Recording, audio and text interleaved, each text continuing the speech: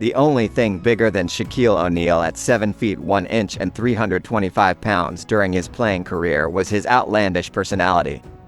After a remarkable 19-year stint on the hardwood, these days Shaq holds court on TNT inside the NBA, showing off his trademark humor on the floor and verbally throwing dunks to his favorite sparring partner, Charles Barkley.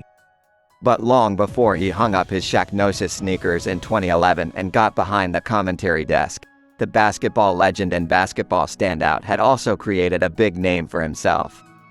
Here are a few things you may not have known about this American icon. Before we get to the second topic, don't forget to like and subscribe to the channel. 1. Shaq's stepfather once lost some teeth to a Boston Celtics legend. Harrison, also known as Sarge, was a rough parent who often relied on physical discipline for young Shaq, claiming that he would rather punish his son himself than see it done on the streets of Newark, out of his sight. Though tough, Harrison was a pillar in Shaq's life, and Shaq often praised Phil for keeping him out of trouble and giving him direction. 2. Shaq was already 6 feet 4 inches tall at age 10.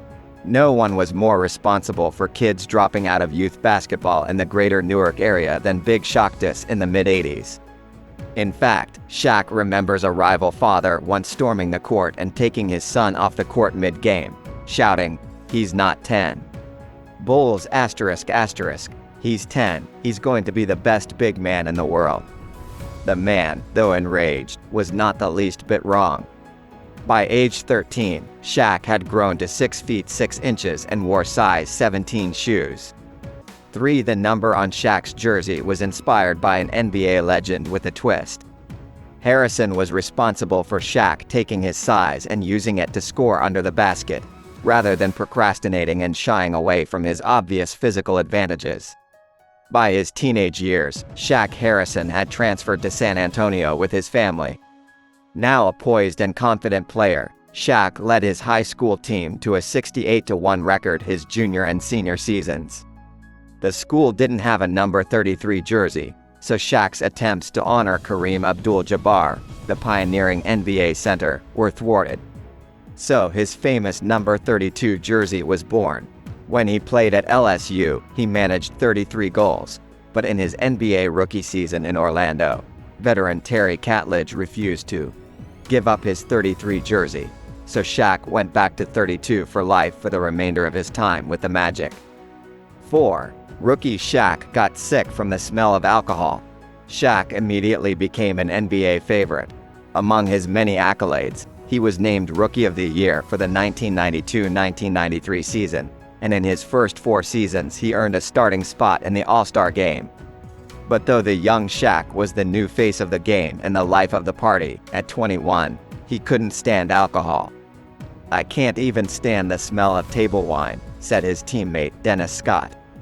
Turns out there was a good reason. "My dad caught me sipping beer with my cousins when I was about 13, O'Neal told Vanity Fair years later. "He made me drink 12 cans right then. Not only did I get drunk, I hated beer, and I never had the urge to drink again." Despite his aversion to this vodka, Shaq eventually marketed his own line of vodka, excellently named Love Shaq. 5. As Lakers teammates, Shaq and Kobe did not initially take to the court. Shaq spent the most notable part of his career in Hollywood, and his 8 seasons with the Lakers brought the city 3 NBA championships. But while Shaq's years in Los Angeles are known for their unfathomable dominance, many wonder how fruitful they might have been had he and his teammate Kobe Bryant not been so incompatible off the court. Oddly enough, these two couldn't properly synchronize their game from the start based on talent alone. Long before their famous feud and battle for reputation and control of the locker room began, 2 of their first 3 campaigns together ended in disappointing playoff draws. It wasn't until head coach Phil Jackson arrived before the 1999-2000 season that everything seemed to click. Once Jackson installed his famous triangle offense, with an emphasis on perfect distance and high IQ passing decisions, everything changed. An unstoppable 3 followed, as evidenced by Shaq's averages in the 2000 finals: 45 minutes, 38 points, 17 rebounds per game. 6. He destroyed so many boards that the NBA panicked and changed the rule book. Throughout his career, Shaq confidently defeated many weaker opponents, and some of those opponents were made of solid metal. In one infamous game against the Phoenix Suns in 1993, a particularly strong dunk caused the entire basket and its uprights to collapse. The entire hoop machine had to be rolled into a welding tunnel mid-game. The big man made such a habit of terrorizing the hardware that the NBA went berserk and vigorously advocated strengthening its center elements. Rod Thorne, chairman of the competition committee, said, "Whether it was Shaquille O'Neal or somebody else, given the size of these guys, it was just a matter of time. He just happened to be a little bigger and stronger than most." The league eventually turned a basket or basket ring breakdown into a technical foul. 7. The New York Times hated his acting. In a cinematic version of Love the Player, Hate the Game, The Times, in a review of the 1997 film, Steel, praised Shaq for his sweet smile and friendly personality, but was forced to admit that he had an almost total lack of charisma and acting skills. Quote, "A year earlier they had not been so kind to Kazam, not to be confused with Sinbad's defunct Shazam. Mr. O'Neal can't hold a flickering lamp in front of Robin Williams," the minute stated, which, frankly, who can? The nearest trash can. Shaq hasn't played many roles since then, but they range from The Real Housewives of Hollywood, to The Lego Movie, to What Women Want. 8. Shaq loves nicknames. Shaq has a penchant for clever nicknames, and it crosses genres. He has had nicknames and alternate characters that have appeared in a video game, Shaq Fu, and a rap album.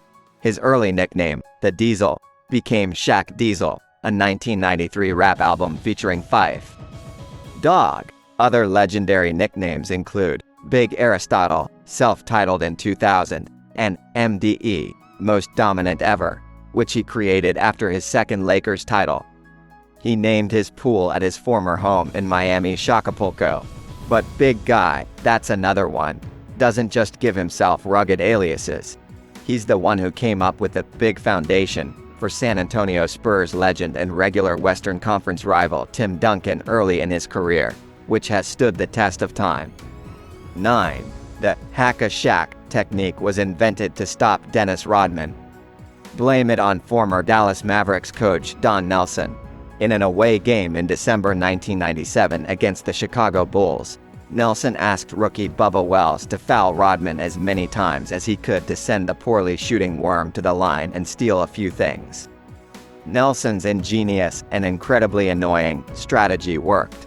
He kept bullying Shaq, who had an extremely low free throw percentage, 52.7%. The strategy spread around the league like a disease, but in 2016 a rule was approved prohibiting intentional fouls.